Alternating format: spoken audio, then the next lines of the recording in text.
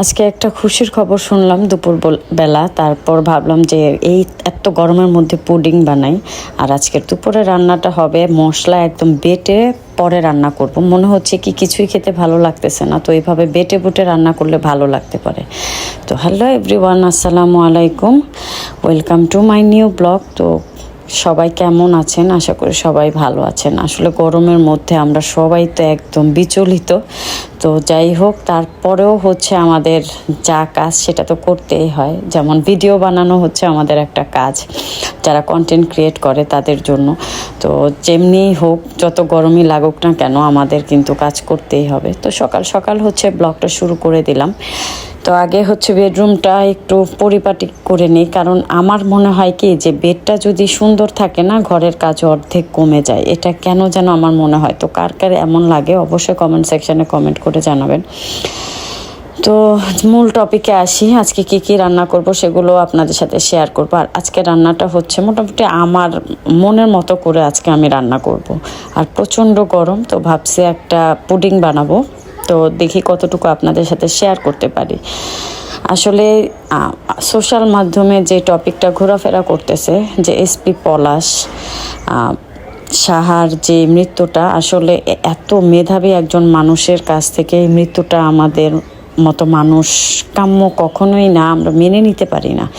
মানে বিশ্বাস করবেন না, এই ঘটনাটা আমার ভিতরে যে কতটুকু নাড়া দিছে। আমার মতো অনেক মানুষ আছে যে তাদের ভিতরে কিন্তু এরকম একটা মানে অন্যরকম একটা ফিল কাজ করতেছে, যে পৃথিবীতে এমনও মা আছে যেসব মার কারণে যে ছেলেরা ছেলের বউর সাথে কথা বলতে পারে না, একসাথে থাকতে পারে না, থাকতে গেলেও তাদের বাধা সৃষ্টি করতে হয়। অর্ধেক রাতে হচ্ছে ঘুম নষ্ট করে, ঘরের সামনে হাঁটাহাঁটি করে।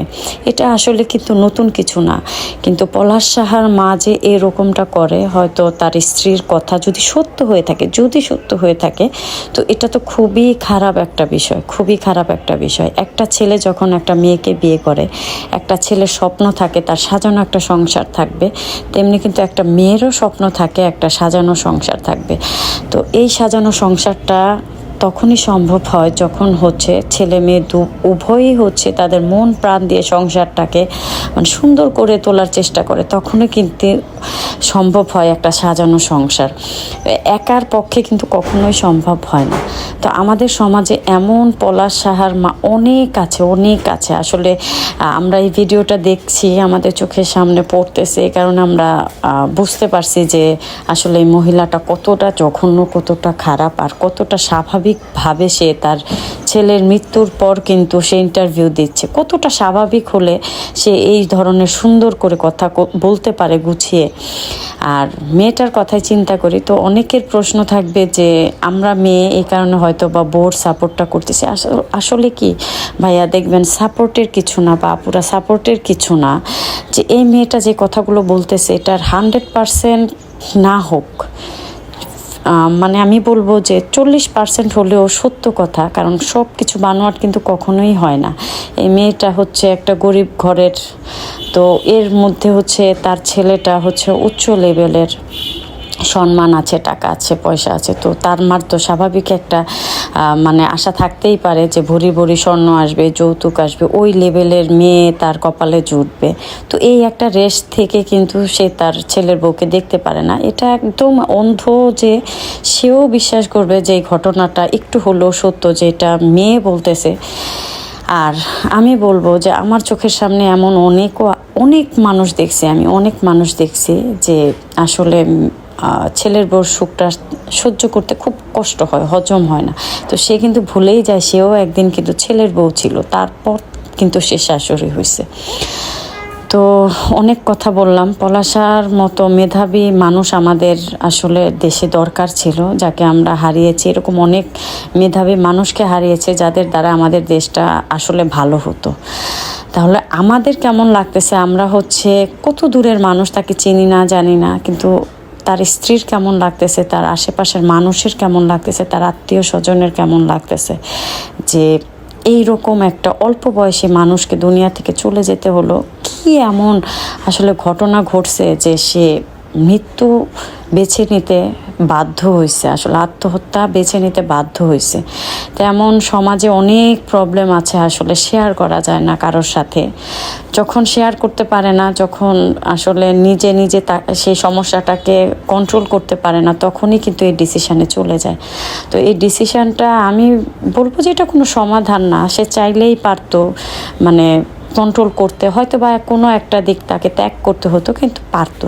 সে এই ত্যাগটা করতে পারবে না বিধায় কিন্তু সে নিজেই দুনিয়া থেকে চলে গেছে। যে আমার মারও দোষ নাই, আমার বউরও দোষ নাই, আমার কেউর দোষ নাই, সবাই ভালো থাকুক, এটাই সে চাইছে। যে আমার মৃত্যুর কারণ যেন আমার মা না হয়, আমার বউ না হয়। তো কতটা ভালো হলে একটা ছেলে এরকম ডিসিশানে যেতে পারে। তো আপনাদের সাথে শেয়ার করলাম। আসলে 2-1 দিন ধরেই হচ্ছে ভাবছি এই ভিডিওটা বানাবো, আপনাদের সাথে কিছু কথা শেয়ার করব। কেন পারতেছি না, মানে ভাবছি যে করব, আবার কেন যেন পারি না, তাই আর কি। তো এই যে কথা বলতে বলতে অনেক কাজ করেছি। আজকে হচ্ছে মুরগির মাংসটা আমি মশলা বেটে রান্না করছি। আমার এই রেসিপিটা ফলো করে যদি রান্না করেন, বিশ্বাস করেন এটা ব্রয়লার মুরগি না দেশি মুরগি আপনারা চিন্তাও করতে পারবেন না, এত মজা। আর লাস্টে হচ্ছে জিরার গুঁড়াটা মিস করাই যাবে না, জিরাটা তো দিতেই হবে, তাহলে এটার যে অথেন্টিক একটা স্বাদ আছে তাহলেই পাবেন। মনে হবে পুরা মনে হচ্ছে দেশি মুরগি খাচ্ছেন। তো এই যে আমার তরকারিটা মোটামুটি হওয়ার পথে। তো সাথে হচ্ছে টমেটো ভর্তা করব। আমি ইদানিং হচ্ছে টমেটো ভর্তাটা আমার কাছে বেশি ভালো লাগে তেঁতুল দিয়ে খেতে।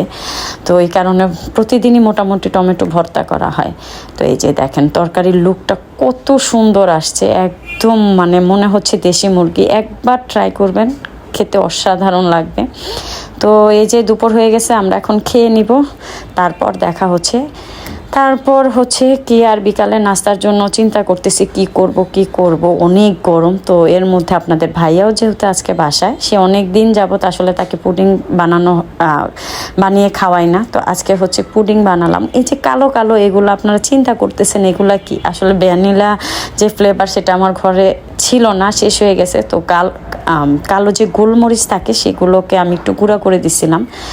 তো দেখেন আমার পুডিংটা, আজকের পুডিংটা হচ্ছে আমি পাউরুটি দিয়ে বানাইছি। বিশ্বাস করেন এত মজা হয়। এটার রেসিপিটা আপনাদের সাথে ডিটেলসে নেক্সট ব্লগে আমি শেয়ার করব। আসলে ব্লগটা লম্বা হয়ে যাবে, এই কারণে আর শেয়ার করিনি। এখন হচ্ছে আপনাদের ভাইয়াকে দিব, সে কি বলে। অবশ্যই আমি জানি না, প্রশংসা করার মতোই তো রেসিপিটা, অবশ্যই প্রশংসা করবে। তো এই ছিল আমার ছোট্ট একটা ব্লগ। তো আজকের ব্লগটা হচ্ছে ছোট্ট বলবো না, আমার জন্য অনেক বড় হয়ে গেছে, কারণ আমি 4 মিনিটের বেশি ব্লগ বানাই না। তো ঘরের সবাই হচ্ছে আমরা খাবো, দেন হচ্ছে আপনাদের ভাইয়া কি বলে অবশ্যই সে কথাটা মনোযোগ দিয়ে শুনবেন, যে ঘরের তৈরি খাবার আসলে অনেক মজা। তো আজকের মতো বিদায় নেই, ভালো থাকবেন, আল্লাহ হাফেজ। সলিড খাবার, একদম কোনো কনফিউশন নেই। দোকানে খাইতে গেলে তো একটা কনফিউশন থাকে যে কি দিয়ে। থ্যাংক ইউ, অনেক জোশ।